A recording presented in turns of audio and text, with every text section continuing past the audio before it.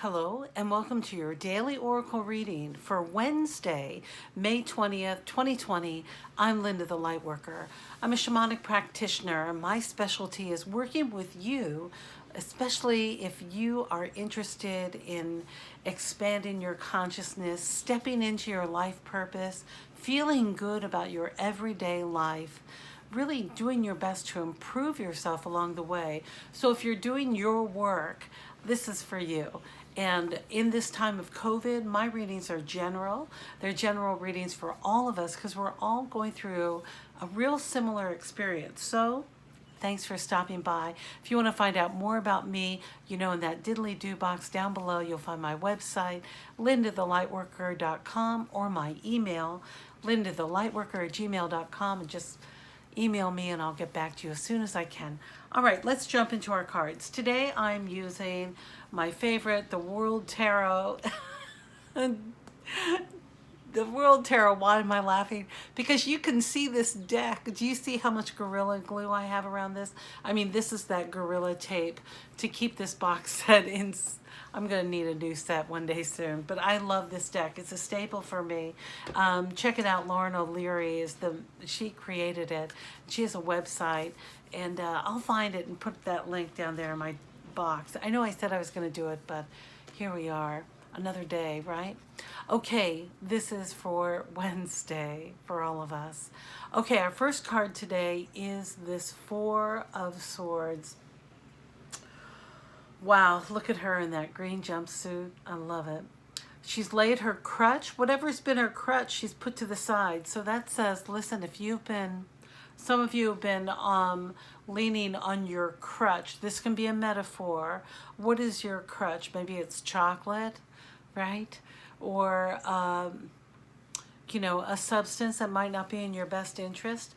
Lay your crutch down and take a rest. Find sanctuary. Really go to your safest place. Withdraw, retreat. Go to your place where you have solitude and you're able to get some clarity around your situation.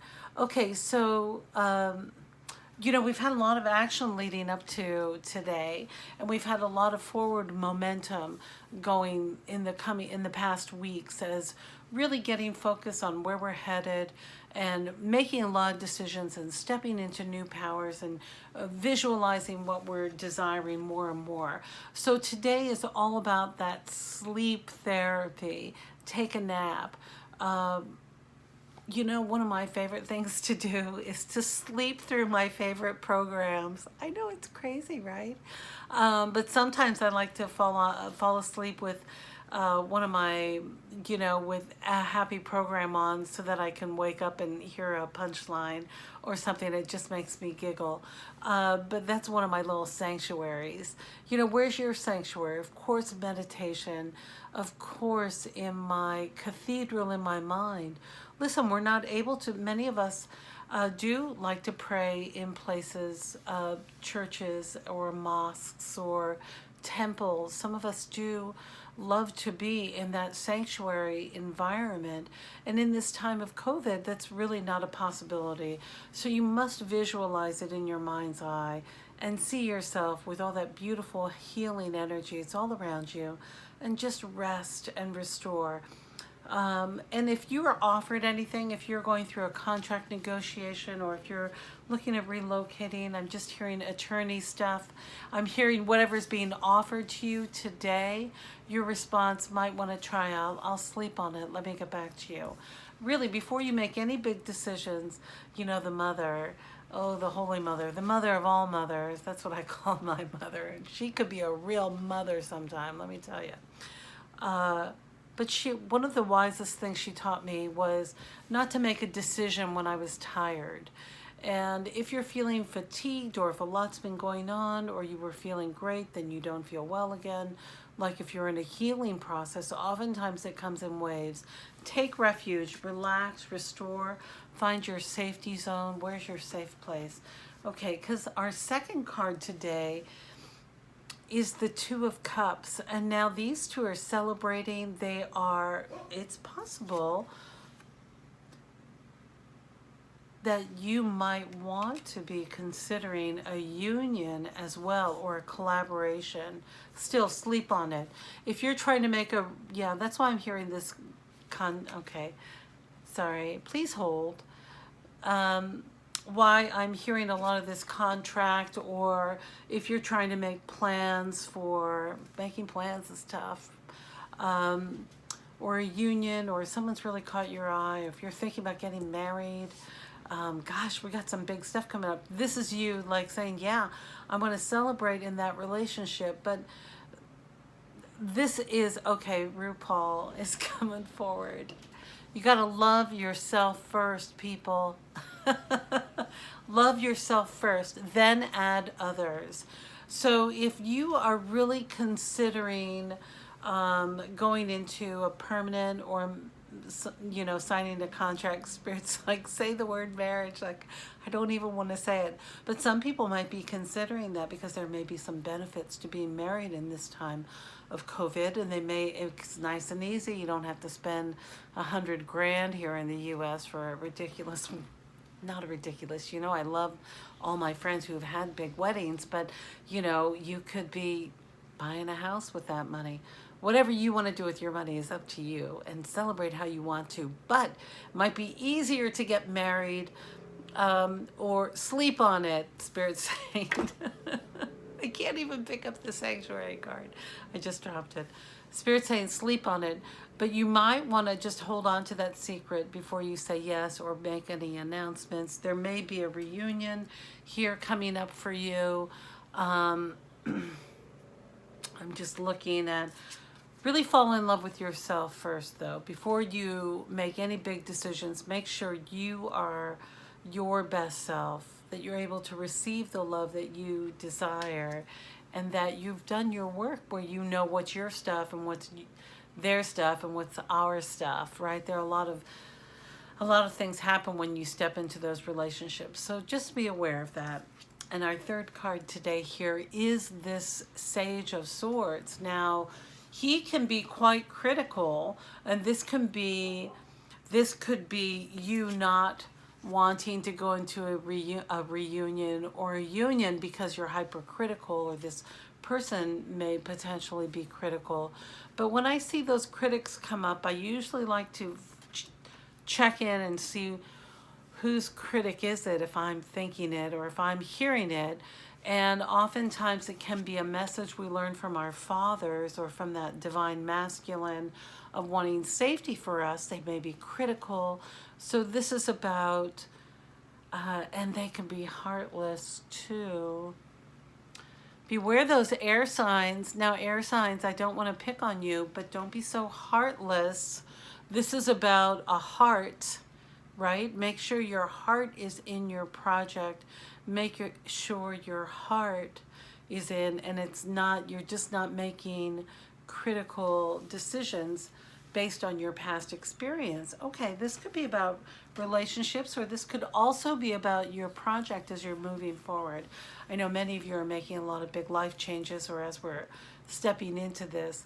And as there has become opportunity, and we were talking about earlier in the week about being on target, being on point, but for some of you, this might be a third or fourth attempt at this new direction for you in your life work, right? Well, so let's say you're expanding your practice or shifting your practice from one direction into a new direction, right?